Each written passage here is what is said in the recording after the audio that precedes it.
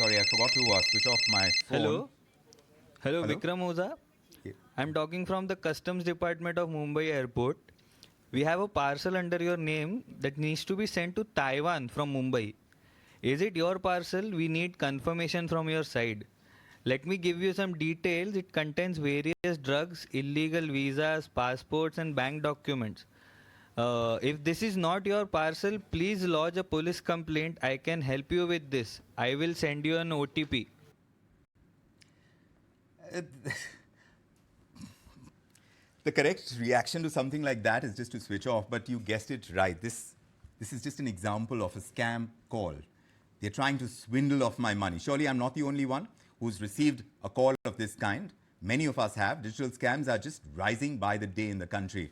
And now I understand it's surpassing even the vulnerable sections of society like senior citizens. Now, a popular influencer, and that's been the headline-grabbing news story. Ankush Bahuguna is the influencer I'm talking about. He's become the latest victim of a digital arrest scam. He was held on constant calls for as long as 40 hours. And this is just one of the many cases that have come to light, where victims, they've lost life savings as well as their mental peace. But how do these scammers really get so much personal information to be able to carry out such detailed plans? And what should you do really to prevent these? And if you do fall victim, the big question is, how do you get out? Let's ask Ritesh Bhatia. He's founder and director of Cybercrime Investigations and Cyber Security, just to help us navigate this alarming rise in digital scams that are now even targeting who you may consider very tech-savvy, popular influencers as well. Ritesh Bhatia, what do you make of this? I mean, let's start with the basics. What exactly is a digital arrest scam now? How does it typically unfold? Okay, so I think it's time to say happy anniversary to this particular scam because it's been more than 1 year that this has been happening, and in spite of so much of awareness, I'm really surprised that people are still falling victims to it. I know up till around about till 8 months back, or few months back, people weren't aware about it, but then thanks to all the news channels and the publications, that a lot of things have been spoken out on digital arrest. Legally, there is no such word like digital arrest or digital detention. This is something that the journalists have given. But in reality, there is nothing like a digital arrest, which means nobody can arrest you digitally. The only arrest happens is the actual physical arrest, where the police comes and takes you to the court and to the jail and all those places. So the first variation of it started long back. I think more than, I would say, 14 months back, when people would start getting call, and they would say, we are calling specifically from FedEx, and this is the parcel you have sent to China, you have sent it to Taiwan, we intercepted the parcel and we found drugs in it. And that was the time. Then there were several victims to it. Then the another version came. The another version, what happened was, they started, I mean, which is still happening, that they're calling from Telecom Regulatory Authority of India, and that your SIM card is being misused and things like that and all. Now they have started calling. They're saying, we are from the Mumbai court or the Delhi court, and so on. Like, there are so many variations to it. These guys keep getting creative day by day. We are talking about this influencer who was there for 40 hours. In fact, one of the victims whom I know, who had approached me, she was like, in this digital detention for 3 good days and nights. Yes. She didn't get out of her room, nothing. There is another lady also who was from Bangalore, and she was, to in fact, made to strip down completely, because they said, we know you're holding some drugs in your body parts. There was another lady who was made to go to a lodge and undress herself, because again the same tactics was used. So not only they have taken the money by telling them that, okay, look, you've done all this, but they are now also something called as doing sextortion with them by asking that, we will make this video viral, give us more money. But So it's Ritesh, getting that bad. How? I'm just wondering, how do these scammers manage to manipulate to this level? These victims, they fall into such long, stressful interactions. At a time when there is so much of this information going out, we're not just talking about vulnerable sections, we're talking about tech-savvy people. How is that happening? So the thing about tech savvy people, recently I wrote a column also in one of the leading newspapers. I said, like, what is happening? Why the tech savvy thing? And that too, again, these are the people majorly from IT and finance. Look at the irony of it. The thing is, I know it all attitude, and the second attitude is, no, nothing can happen to me. I'm smart enough. And this overconfidence is leading to this. There are very few cases which I know of where senior citizens have fallen prey to it. The ones who keep calling me or I keep reading about, they're largely in their 30s and 40s. So we are not even talking about people in their 70s or 60s. We are talking about people in 30s and 40s, and people losing crores of rupees. As I told you, one victim whom I know, she lost 6.5 crore rupees. Correct. So this kind of attitude, and secondly, now the setup. Okay, this is one thing. Yeah. But I really don't like this thing of people, the victims telling, "Oh, I got hypnotized." No, you got fooled. You didn't get hypnotized. There is nothing like that. Now these criminals, what are they doing? They actually take their studio, they take their room, they turn it completely into like a real looking, like a police station. And that's easy to do wearing these the days. uniform and all. That's easy to do. That's very easy to do, and especially with the chroma coming in, especially with the But AI. we all know about chroma.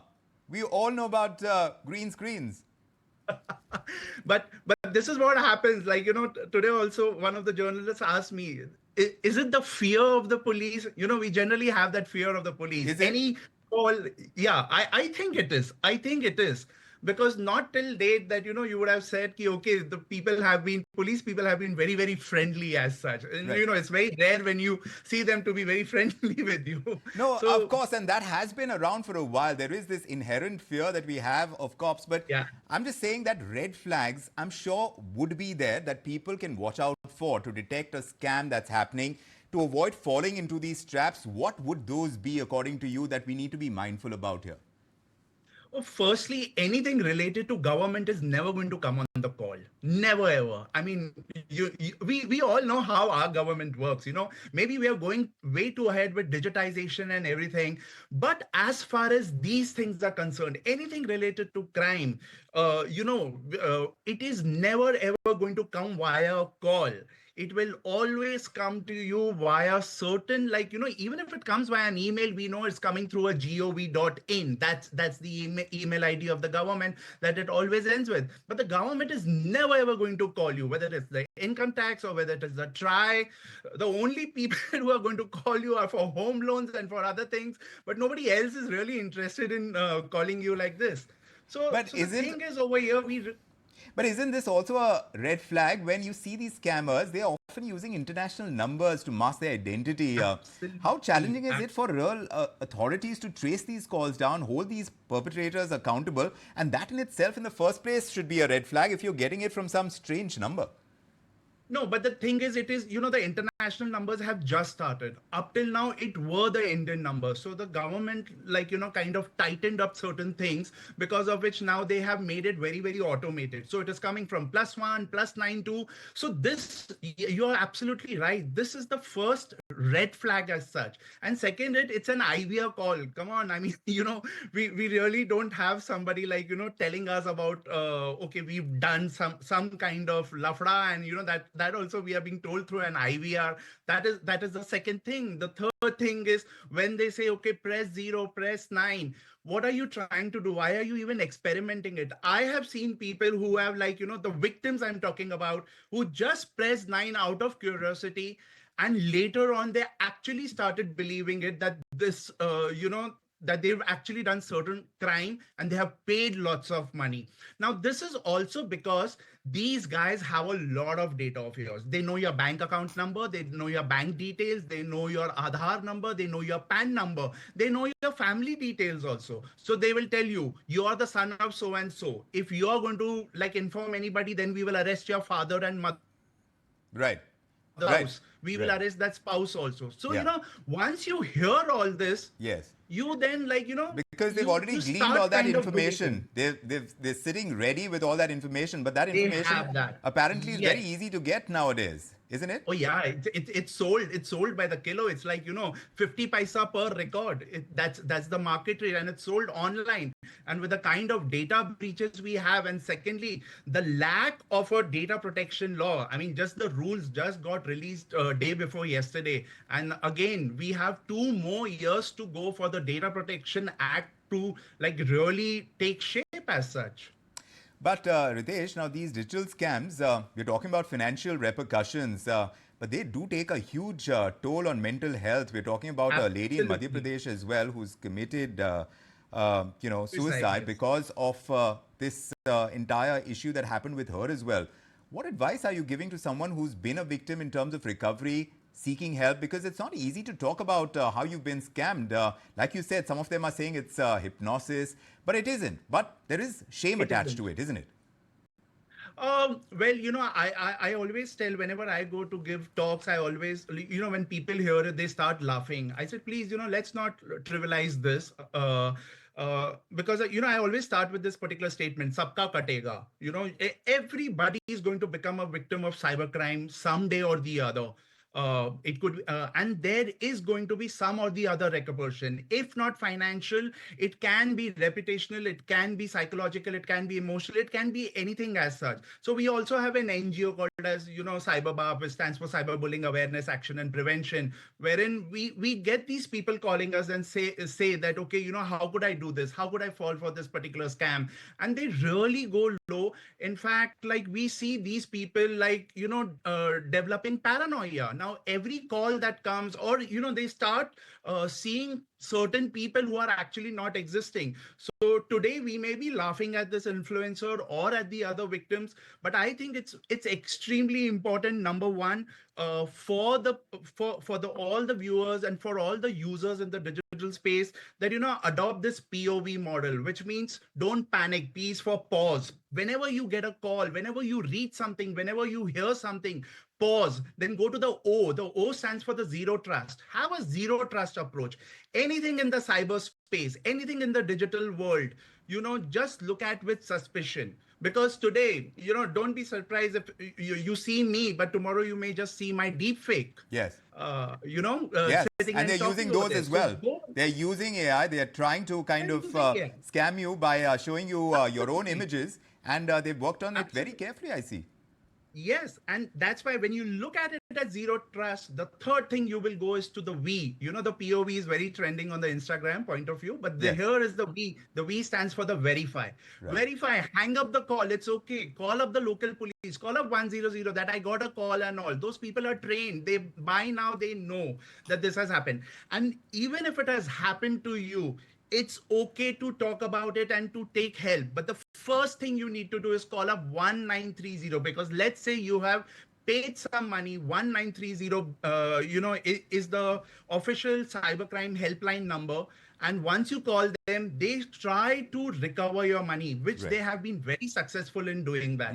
So that's the second thing you need to do. And then third, of course, if you are going through some emotional this thing, is best to approach a counselor, speak to your family, and don't feel so guilty about it that you become so paranoid, because this Yeah. is not your alone failure, it's the system's failure. Yes. An entire ecosystem is responsible And for this, and not perhaps just influencers like Ankush, more public figures speaking out against this will raise awareness. Perhaps that could happen as well. absolutely. Now that we've seen these issues getting highlighted, despite some of that shame element that is attached to it, and some people trivializing it, like you said as well.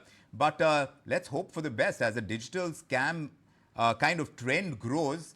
It gets more insidious. It's crucial to stay informed, to stay vigilant. For your expertise, thanks very much, Ritesh, for joining us with all that you've pointed It's a out. digital pandemic. Let's understand that it's a Yes, digital pandemic. it It will is. take It years. is. Yes, and we have to stay alert. We have to safeguard our peace of mind in this connected age that we live in. Pleasure having you with us. Thanks for joining Thank you us so much. with those insights. We take a quick break. On the other side, the centre announcing this fresh round of a PLI scheme for the steel sector. There's an outlay of 4,400 crore rupees. We'll tell you more about this and much more when we return on India Tonight.